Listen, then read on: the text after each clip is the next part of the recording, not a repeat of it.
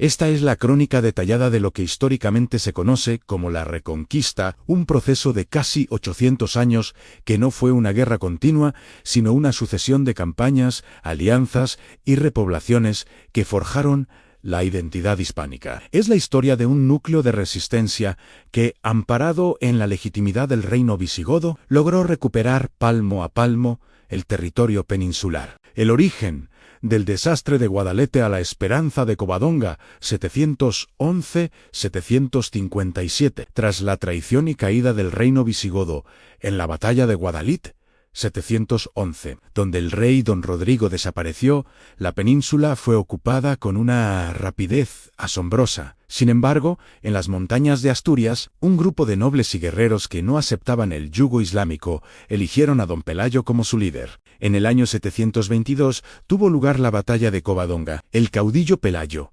aprovechando el desfiladero y la protección de la cueva de la Señora, derrotó a las tropas de Alcama. Aunque las crónicas musulmanas intentaron restarle importancia, fue el acta de nacimiento del reino de Asturias. A Pelayo le sucedió Alfonso y el Católico, quien, aprovechando las revueltas entre bereberes y árabes, logró expandir el reino hacia Galicia y el Alto Ebro, creando la frontera del Duero, un desierto demográfico que serviría de barrera defensiva durante décadas. Segundo, la consolidación del Duero y el nacimiento de Castilla, 757-912. Durante este periodo, la resistencia se organiza. Alfonso, segundo el Casto, establece la capital en Oviedo y descubre el sepulcro de Santiago Apóstol, dotando a la lucha de una dimensión espiritual necesaria. Pero es bajo el reinado de Ordoño y Alfonso III el Magno cuando la frontera baja definitivamente hasta el río Duero.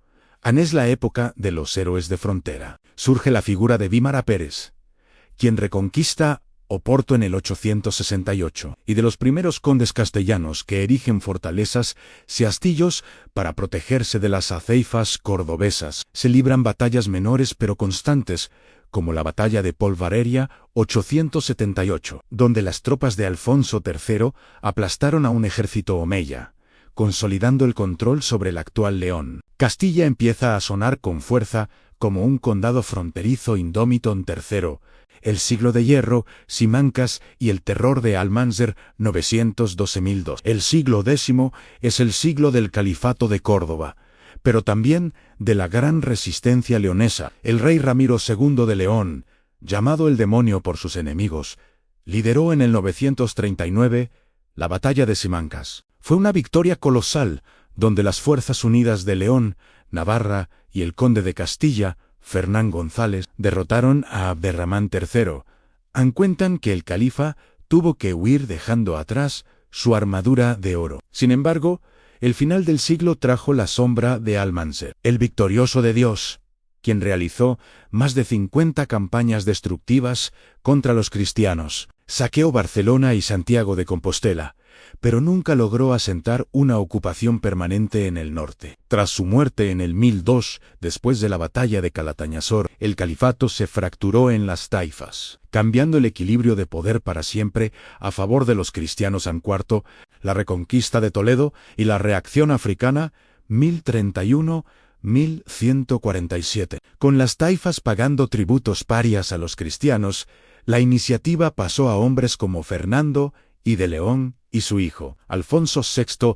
El gran hito de este siglo fue la conquista de Toledo, 1085. Recuperar la antigua capital visigoda fue un golpe moral y estratégico definitivo. Asustados, los reyes moros llamaron a los almorávides, guerreros fanáticos del desierto. Estos derrotaron a Alfonso VI en la batalla de Sagrajas, 1086, y en la batalla de Jucles, 1108. Pero no pudieron recuperar Toledo. En este escenario brilla Rodrigo Díaz de Vivar, el Cid, quien por su cuenta conquista Valencia en el 1094, derrotando a los almorávides en la batalla de Cuarte. Por el este, Alfonso y el batallador de Aragón tomaba Zaragoza en el 1118, tras la batalla de Cutanda, llevando la frontera hasta el Ebro. El Gran Choque, las Navas de Tolosa, 1147-1212. Tras los almorávides llegaron los almohades, aún más poderosos. El rey Alfonso VIII de Castilla sufrió la derrota de la batalla de Alarcos,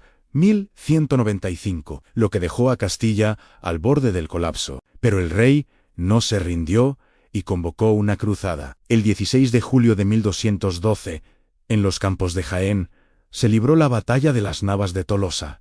Fue el choque de trenes definitivo. Los reyes Alfonso VIII de Castilla, Pedro II de Aragón y Sancho VII, el fuerte de Navarra, quien rompió las cadenas del campamento moro, aniquilaron al ejército del Miramamolín. Fue el principio del fin para el Islam en España. El poder musulmán se quebró y ya nunca se recuperarían. La gran expansión y el final en Granada 1212-1492. El siglo XIII fue el de los grandes conquistadores. Fernando III el Santo, rey de Castilla y León, recuperó el corazón de Al-Ándalus. Córdoba, 1236, Jaén, 1246, y la joya de la corona, Sevilla, 1248. Paralelamente, Jaime y el conquistador de Aragón tomaba Mallorca, 1229, y Valencia, 1238. El territorio musulmán quedó reducido al reino nazarí de Granada, que sobrevivió 2 siglos y medio más,